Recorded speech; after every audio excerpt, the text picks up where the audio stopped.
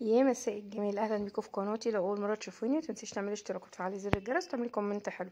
النهارده هنعمل احلى صينيه كنافه بالمانجا. فاحنا هنحتاج ايه؟ هنحتاج كنافه اساسي طبعا، مفيش اختلاف عليه. فهنجيب الكنافه نمسكها نقطعها. طبعا لو الافضل ان احنا نحطها في الفريزر ونكسرها، بس انا عشان كنت مستعجله وجايباها في نفس اليوم فمسكتها قطعتها كويس حتت صغيره وابتديت ارش عليها نص كوبايه سمنه. نص كيلو كنافه بياخد نص كوبايه سمنه. تمام. هغرقها كده بالسمنه وادخلها الفرن بقى، ونار هاديه، وحطيها في الفرن وكل شويه قلبي، طلعيها قلبيها وحطيها تاني، لان هي بتاخد وقت شويه. يعني حمرتيها على البوتاجاز، حمرتيها في الفرن، هي بتاخد وقت. فانت حطيها في الفرن وكل شويه طلعيها قلبيها. تمام. ورجعيها الفرن تاني، هتظبط معاكي وهتديكي اللون اللي انت عايزاه. هنا كده انا برش بقى عليها السمنه كده في كل الاماكن، يعني ايه؟ عشان ما يبقى في كذا مكان، انتوا فاهمين؟ يبقى في كل مكان كده شويه عشان تبقى كلها غرقانه بالسمنه. وكل ما ندخلها ونقلبها هي بتدينا ايه؟ اللون اللي احنا عايزينه. بس ما تكتريش، يعني هي نص كوبايه سمنه حلوه قوي عليها، على الكميه دي. المهم سيبناها في الفرن بقى، نجهز الحاجات بتاعتنا اللي احنا هنستخدمها. دي مانجا من الفريزر، انا مقطعاها وحطاها في الفريزر فهي طلعها لسه متلجه. هنا كده جبت كريم شانتيه، انا جبت ربع كيلو كريم شانتيه وابتدي استخدمه بقى. ضربت شويه مانجا في الخلاط وابتديت ايه؟ ازود بيهم. هيبقى افضل من انت تحطي ميه او لبن او كده. فانا حبيت ان انا اعملها بمانجا. ضربت معاها السكر. تمام. عشان احنا نحتاج نحط مثلا على كل كوبايه كريمه بنحط لها مثلا 3 4 معالق. 3 معالق، فالربع كيلو بتحطي له ايه؟ هقول لكم انا حوالي مثلا نص كوبايه سكر، عشان هو بيملى البوله يعني. فهنا كده حطيت ضربت السكر مع المانجا في الخلاط وابتديت ازود منهم بقى شويه شويه كده وانا بقى شغاله، لحد ما اعمل الكميه كلها بتاعتي. خلاص اللون تحفه، الدرجه دي من اللون اصلا جميله. نجيب بقى السلطانيه بتاعتنا اللي احنا هنشتغل فيها، اللي احنا هنحط فيها الكنافه دي. اول حاجه احنا هنجيب الكنافه دي اول ما طلعت من الفرن. بصوا لونها، ولونها كمان يعني ذهبي اكتر من كده سيكا. الكنافه اول ما بتطلع من الفرن وهي لسه سخنه، انا كنت نفسي اسمعكم الطشه بتاعتها. بنحط عليها كوبايه شربات من اللي احنا عاملينه عشان بنحلي بيه الكنافه. خلاص، فهنحط الشربات بقى ونبتدي نقلبها كلها مع بعضها كده. لما بتحطي الشربات ما تكتريش قوي، عشان خاطر الكريمه فيها سكر. تمام. فنجيب بقى الصينيه التانية، البايركس التانية طبعا، في بايركس بقى، في كوبايات، في اي حاجه بتبقى حلوه عامه، بس احنا حابين نعمل صينيه عشان انا حبيتها كده، يعني اكتر من ان هي تبقى كل حاجه لوحديها. نحط طبقه كريمه كويسه ونفردها كويس ونبتدي نحط عليها الكنافه. خلاص، يعني كده انا بفرد بقى الكريمه تبقى طبقه كده من تحت، عشان الكنافه لما تحط عليها تتطرى شويه، تشرب من الكريمه كده وتتطرى شويه. خلاص، كل ما تقعد بقى نعمليها مثلا قبلها بيوم، تبقى حاجه عظيمه قوي في الفريزر، في التلاجة. يعني انتي تعمليها قبلها بيوم وتبقى جاهزه، مثلا لو عندك عزومه او عندك حاجه. نحط بقى طبقه الكنافه بتاعتنا. هي الصينيه دي خدت النص كيلو. تمام. فانا عملت نص كيلو تاني. عملته بقى بقيه الكميه اللي انا عملتها. متنسوش بقى يا جماعه تصلوا على الرسول، لو وصلتوا معايا لحد هنا تكتبولي كومنت كده تقولولي انتوا منين. هنا كده حطيت بقى كريمه تاني فوق الكنافه. تمام. نخلص بقى كل الحبشتكنات دي، نفرد الكريمه بتاعتنا حلو. خلاص، بمعلقه بقى بالحاجات اللي هي بتاع الحلويات دي، الزباتيولا، اي حاجه من الحاجات اللي احنا بنستخدمها في الحلويات. اهم حاجه نسوي بس الطبقه عشان تبقى مش حته عاليه وحته واطيه والكلام ده. بصوا، كريمه كنافه، كريمه تاني، نحط مانجا بقى. تمام. نحط طبقه مانجا، مش كتير قوي ومش قليل، يعني حاجه كده في الوسط. يعني كده ابتدت تفك بقى، ابتدت تفك معايا. هي كان في التلاجة في الفريزر، فطبعا متلجة، فنسيت اطلعها بدري.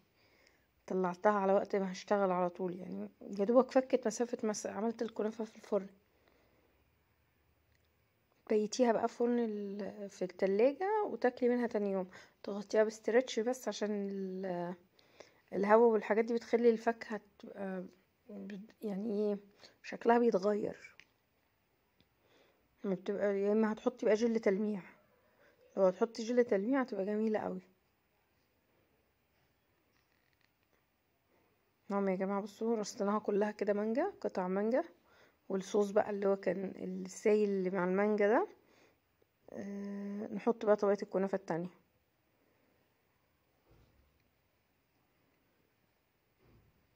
نفرد بقى الكنافة كده واحدة واحدة كده، عشان ايه؟ عشان منحركش حاجة من مكانها، ونساوي نطبطب عليها كده عشان تطلع الحتة ماسكة نفسها. وبعد كده نحط لها طبقة كريمة تاني. يا جماعة الحلويات دي، بصوا، الواحد بيحب يبدع فيها، لان انا من عشاق الحاجات الحلوة، بحبها جدا وموديني في داهية. على فكرة مشكلتي في حب الحلويات ده، موديني في داهية، ان انا مش نافع لي دايت. مش معقولة ابقى بعمل حاجة حلوة وماكلش منها. يعني انتوا عندكم رأي تاني؟ لو انتوا بتعملوا حاجات حلوة هتاكلوها ولا مش هتاكلوها؟ كده هتاكلوها. فليه بقى؟ ليه انا معرفش. المهم يا جماعة، انا كده بقى ايه، بحاول اديها اي شكل. خلاص، قبل ما احط المانجا، مع ان ده كله مش هيبان يعني. ونظبط برضو الكاسات، هنعمل برضو شوية كاسات كده، اوريكم برضو رصيتها ازاي، عشان ايه تبقوا معايا في الصورة يعني. طبعا كمية المانجا، انا طلعت مانجا تاني من الفريزر. بصوا الشكل بتاعها، شفتوا الطبقات عاملة ازاي اساسا؟ حاجة كده تحفة بجد يعني، تشرفك في اي عزومة. الكاسات بقى احط كريمة. تمام، بعد ما احط الكريمة احط كنافة، وبعد الكنافة كريمة ومانجا، وبعد كده كنافة تاني، وبعد كده كريمة. نفس ترتيبة الطبقات يعني، 3 كريمة، 2 كنافة، 2 مانجا كده يا جماعة. وتطبطبي كده على الحاجة، عشان ايه؟ عشان خاطر تبقى مظبوطة في الكوبايات. هنا كده نحط بقى الكريمة بتاعتنا، نبتدي ايه نسويها، ونبتدي نحط مانجا. خلاص، وبعد كده نحط بقى ايه الكنافة الباقية. طبعا الكاسات والبولات بقى والعلب، ممكن تشتري علب مثلا وتقدمي فيها، عشان لو عندك كمية بقى، رقم جايلك في عزومة او حاجة بتعمليها من قبلها بيوم. بتظبط معاكي، بتاخديش وقت بقى في ان انتي تبقي محتارة تقدمي حلو ايه وكده.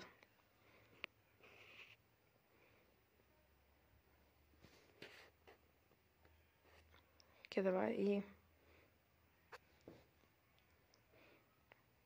نعمل بقى نحط كريمة عليها. انا بعملها اي شكل، عشان خاطر ايه؟ ابتدي افردها حلو، ما تغلبنيش في الفرد. بألف هنا يا جماعة، والله تحفة تحفة تحفة بجد، ما شاء الله، جميلة. جربوها مش هتندموا. هعمل لكم الكنافة بالكريمة او بالقشطة الكدابة برضو الاسبوع، يعني على اخر الاسبوع كده انزل لكم الفيديو بتاعها. عندي عزومة وهعمل فيها كنافة بالقشطة الكدابة.